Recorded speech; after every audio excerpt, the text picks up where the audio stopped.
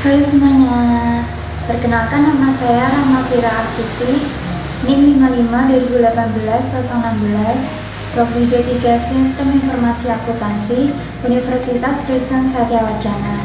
Di sini saya akan mempresentasikan tugas video saya tentang resensi buku dasar-dasar auditing untuk mata kuliah Bahasa Indonesia.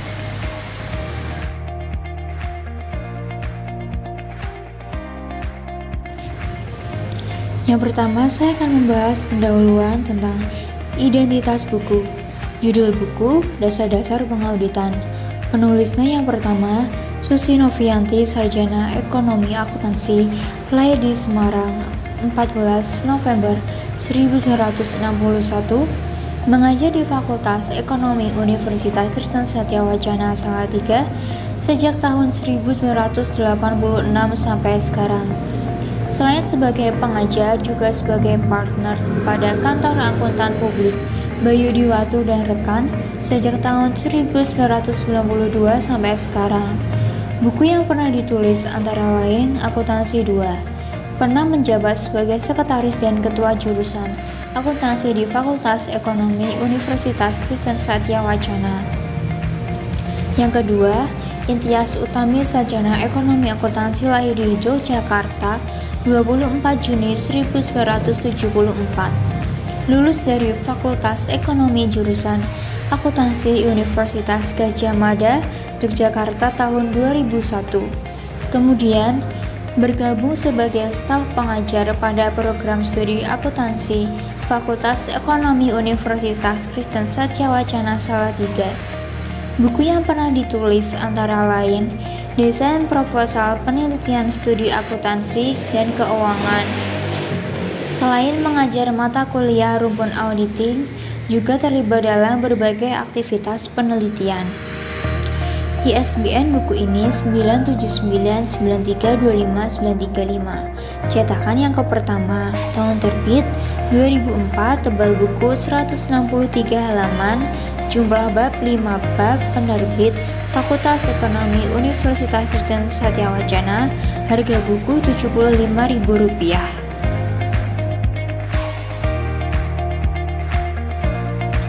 Ikhtisar buku bab 1, Pengauditan dan Profesi Akuntan Publik. Pengauditan merupakan proses sistematis untuk mendapatkan dan menilai bukti secara objektif dari arsesi manajemen untuk menentukan tingkat kesesuaian dengan kriteria yang ditetapkan, kemudian mengkomunikasikan hasilnya kepada pemakai. Kriteria yang digunakan dalam auditing adalah PABU, yang merupakan terjemahan sintaks dari GAAP, yaitu sekumpulan konsep, prosedur, standar, metode, konvensi, kebiasaan, dan praktik-praktik yang diperoleh dan dianggap berlaku umum di Indonesia, yang digunakan sebagai pedoman menyusun laporan keuangan dan sebagai kriteria dalam suatu pemeriksaan laporan keuangan. Bab 2, Kode Etik Akuntan Publik.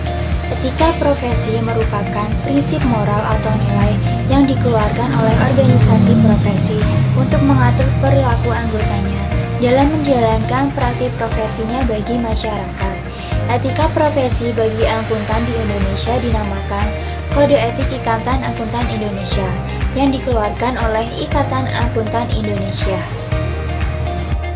Bab 3, Laporan Auditor Independen. Laporan merupakan laporan yang berisi pendapat dari auditor independen mengenai kewajaran dalam semua hal yang material, dari posisi keuangan, hasil usaha, dan arus kas, yang sesuai dengan prinsip akuntansi yang berlaku umum.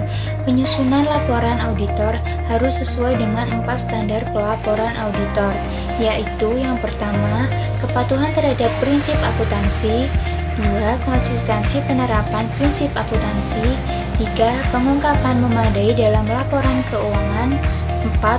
Laporan auditor bentuk baku, yaitu laporan auditor independen yang memuat pendapat wajar tanpa pengecualian. Ada 3 paragraf dalam laporan auditor bentuk baku, yaitu paragraf pengantar, paragraf lingkup, dan paragraf pendapat. Tipe-tipe pendapat auditor. 1. Pendapat wajar tanpa pengecualian dan pendapat wajar tanpa pengecualian dengan bahasa penjelas. 2. Pendapat wajar dengan pengecualian. 3. Pendapat tidak wajar dan pernyataan tidak memberikan pendapat. Bab 3. Laporan auditor independen. Dalam perencanaan audit, auditor hanya bertanggung jawab terhadap masalah yang material saja, baik yang disebabkan karena kekeliruan atau kecurangan. Faktor utama yang membedakan kecurangan dan kekeliruan adalah apakah tindakan yang mendasarinya yang berakibat pada salah saji dalam laporan keuangan merupakan tindakan yang disengaja atau tidak. Bab 4. Bukti audit. Sesuai dengan standar pekerjaan lapangan ketiga dari standar auditing yang menyatakan bahwa bukti audit kompeten yang cukup harus diperoleh melalui inspeksi, pengamatan, permintaan, keterangan, dan konfirmasi sebagai dasar memadai untuk menyatakan pendapat atas laporan keuangan auditan. Seorang auditor independen, sebelum menyatakan pendapatnya, harus dapat mengumpulkan bukti audit yang mendukung asersi manajemen dalam laporan keuangan. Agar laporan keuangan dinilai wajar, asersi manajemen dalam laporan keuangan harus sesuai dengan prinsip akuntansi yang berlaku umum. Kompetensi bukti audit berkaitan dengan kualitas atau mutu atau keandalan bukti, sedangkan kecukupan bukti berkaitan dengan jumlah bukti audit. Bab 5. Dokumentasi audit. Dokumentasi audit pemeriksaan yang digunakan oleh auditor untuk menjunjung pernyataan pendapatnya dan membuktikan kepatuhan tugasnya terhadap standar auditing yang ditetapkan Ikatan Akuntan Indonesia. Kertas kerja adalah catatan yang diselenggarakan oleh auditor, berisi tentang prosedur audit yang ditempuhnya, pengujian yang dilakukannya, informasi yang diperolehnya, dan simpulan yang dibuatnya, sehubungan dengan audit yang dilakukannya. Bab 5. Dokumentasi audit. Faktor-faktor yang mempengaruhi pertimbangan auditor mengenai kuantitas, tipe, dan isi dari kertas kerja. 1. Sifat penugasan atau perikatan auditor. 2. Sifat laporan audit. 3. Sifat laporan keuangan. 4. Daftar dan keterangan yang perlu bagi auditor dalam membuat laporan. 5.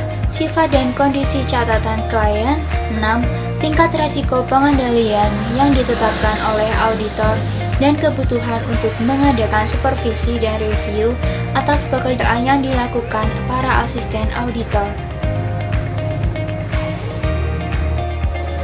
Kelebihan dan kekurangan buku. Kelebihan, terdapat contoh-contoh lembar pengauditan, yaitu lampiran-lampiran jurnalnya, sehingga mudah dimengerti. Materi yang disajikan lengkap dan sederhana, sehingga tidak membuat bingung pembaca. Kekurangannya, di dalam buku ini tidak ada warna ataupun gambar dan ilustrasi sehingga kurang menarik untuk dibaca.